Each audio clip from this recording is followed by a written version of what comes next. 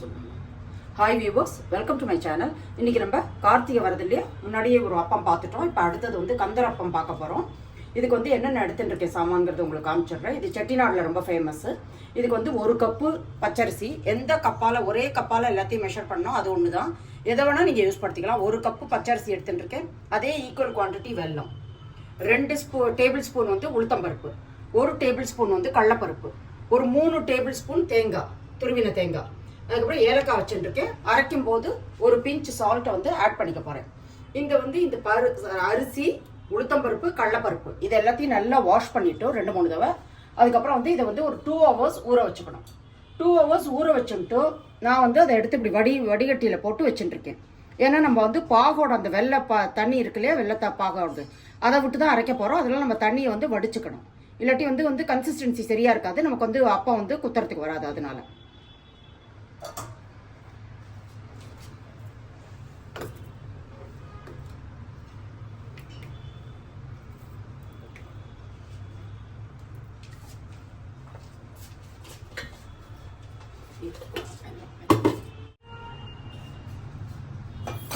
வெள்ளத்தை வந்து ஒரு கிணத்துல போட்டுட்டேன்.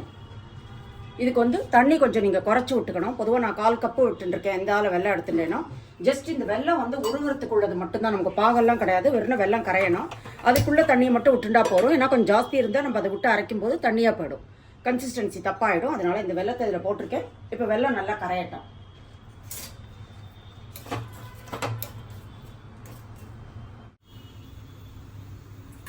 இப்போ வெள்ளம் கரைஞ்சிடுத்து இதை வந்து வடிகட்டி வச்சுக்கலாம், தூசியெல்லாம் இல்லாமல் இருக்கிறதுக்கு.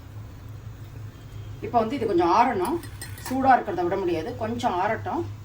இப்போ மிக்சியில் வந்து நம்ம என்ன ஊற வச்சோமோ, அரிசி, உளுத்தம்பருப்பு, கடலப்பருப்பு சொல்கிறதுக்கு விட்டுப்படுத்து. இதில் ஒரு 10 வெந்தயமும் ஊற வச்சிருந்தேன் சேர்ந்தாப்பில். 10 வெந்தயம் போல் எடுத்துட்டேன். அது சொல்ல விட்டுப்படுத்து, அதையும் இதில் போட்டுருக்கேன். இப்போ இந்த தண்ணி கொஞ்சம் ஆறின உடனே இந்த வெள்ளத்தை பாக வச்சுட்டு நம்ம வந்து இதை அரைச்சி எடுத்துக்க போகிறோம். ஃபஸ்ட்டு வந்து வெள்ளைப்பாக விடாமல் ட்ரையாக ஒரு தடவை ரொட்டேட் பண்ணிட்டு மிக்சியை, அதுக்கப்புறமா வந்து வெள்ளைப்பாக விட்டு அரைக்க போகிறோம். எய்தர் நீங்கள் மெல்லிசு ரவையாகவும் வச்சுக்கலாம், இல்லாட்டி நைஸ் பேஸ்ட்டாகவும் பண்ணிக்கலாம். உங்களோட இது தான், அது வந்து அது நல்லா தான் இருக்கும் அது. அதனால் வந்து இது வெள்ளம் ஆறட்டும், அதுக்கப்புறம் பார்க்கலாம் நம்ம. இப்போ வெள்ளத்தை வந்து வடிகட்டி எடுத்து வச்சுட்டு இருந்தோம் இல்லையா, அது வந்து ஆறி எடுத்தோம். இப்போ வந்து வெள்ளை தண்ணியில் எதுவும் விடாமல் ஃபஸ்ட்டு வெறும் ஒரு 2 தடவை ஓட்டிக்க போகிறேன். அதுக்கப்புறமா வந்து உங்களுக்கு காமிக்கிறேன். தண்ணி விடாமல் வெறும் ஓட்டின்னு வந்திருக்கேன். அதுக்கப்புறம் இதில் வந்து ஏலக்காய் பொடியை போட்டுக்கிறேன், சால்ட் ஒரு 2 பிஞ்சு, அதுக்கப்புறம் தேங்காய்.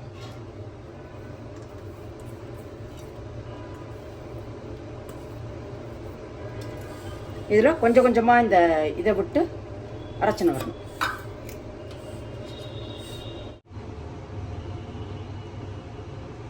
இப்போ வந்து இதை ஒரு பவுலில் மாற்றிக்கலாம்.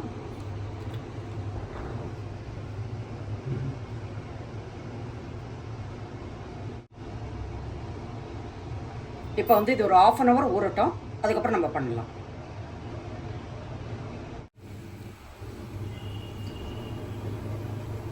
இப்போ 1/2 மணி நேரத்துக்கு மேலே ஊறி எடுத்தோம். இப்போ வந்து நான் ஊற வைக்கும் போதே 2 டேபிள் ஸ்பூன் தண்ணி கலந்துட்டேன், கெட்டியாக இருக்குன்னு. இந்த கன்சிஸ்டன்சி பாருங்க, இந்த கன்சிஸ்டன்சியில் இருக்கணும், தோசை மாவு கன்சிஸ்டன்சியில். இப்போ வந்து இதை ஊற்றிடுவோம். அந்த இடத்துல கொஞ்சம் பரவலாக ஊற்றணும், ஒரே அது மேலேயே ஊற்றினா உருண்டையாக வரும்.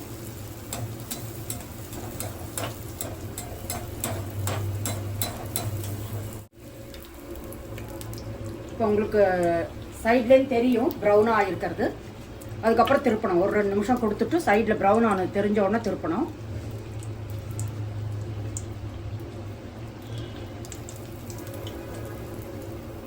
இப்போ உங்களுக்கு 2 பக்கமும் நல்லா வெந்துடுத்து, கலர் நல்லா மாறி எடுத்து.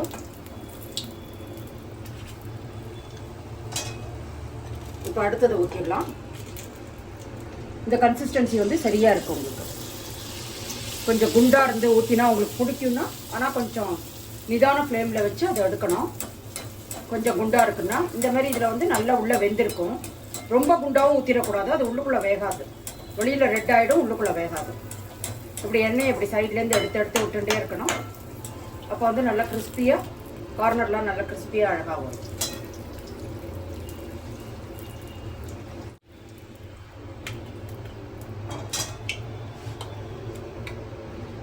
ஃபஸ்ட்டு நல்லா ஆயில் ஹாட் ஆகணும். ஜஸ்ட் ஒரு ட்ராப் போட்டு பார்க்கணும், அது டக்குன்னு மேலே எழும்பி வரும்.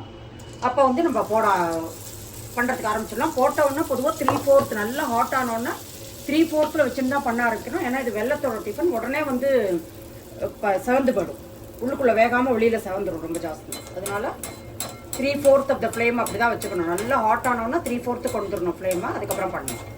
இப்படி எண்ணெயை எடுத்து விட்டுட்டே இருந்தால் அது நல்ல முருகலாக ஆகும்.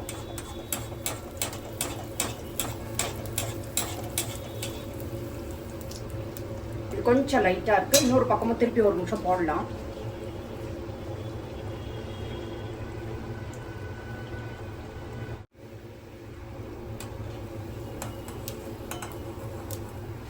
இதையும் எடுத்துடலாம்.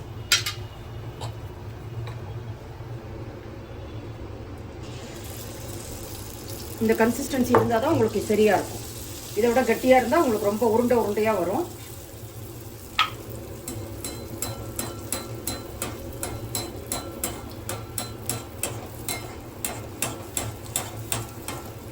சைடில் வந்து கொஞ்சம் ப்ரௌனாக தெரிய ஆரம்பிக்கும்.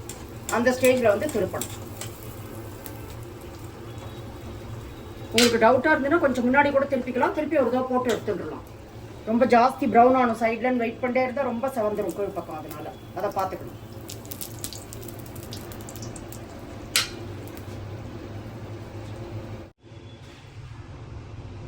இப்போ நம்மள அருமையான டேஸ்டியான கந்தரப்பம் வந்து ரெடி ஆகிடுது. இது ஹெல்த்தியான ஸ்நாக்கும் கூட. ஏன்னா இதில் வந்து நம்ம மெயினாக வெல்லம் தான் போட்டிருக்கோம். வெல்லம் போட்டிருக்கறதுனால சுகர்லாம் இல்லைனாலும் ரொம்ப நல்லது உடம்புக்கு. இது வந்து எனக்கு கிட்டத்தட்ட 18 பீஸ் வரைக்கும் வந்திருக்கு. இது மீடியம் சைஸ். இந்த சைஸில் வந்து 18 பீஸ் வந்திருக்கு. இப்போ வந்து இதை உங்களுக்கு பிச்சு காமிச்சிடுறேன்.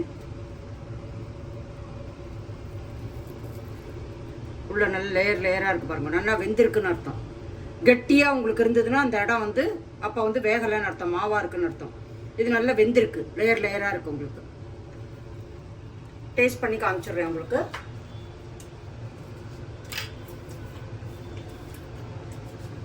சுகர் வந்து ரொம்ப கரெக்டாக இருக்குது. ரைஸுக்கு ஈக்குவலாக சுகர் எடுத்துட்டா நல்லா திணிப்பாக நல்லா இருக்குது டேஸ்டியாக. இந்த ரெசிபி வந்து பண்ணுறது ஒன்றும் பெரிய கஷ்டம் இல்லை. அதில் இந்த ரெசிபியை கட்டாயம் பண்ணி பாருங்க. இதை தவிர நான் என்ன பண்ணுறேன், இப்போ அப்போ வந்து நம்ம சேனலில் போட்டிருக்கேன்னா அதோட லிங்க் எல்லாம் இதோட கொடுத்துட்றேன். அப்படி இந்த ரெசிபி உங்களுக்கு யூஸ்ஃபுல்லாக இருந்தால் என் சேனலை லைக் பண்ணி ஷேர் பண்ணி சப்ஸ்கிரைப் பண்ணுங்கள். மீண்டும் ஒரு நல்ல ரெசிபியோடு நான் உங்களை மீட் பண்ணுறேன். Until then, take care. Thank you.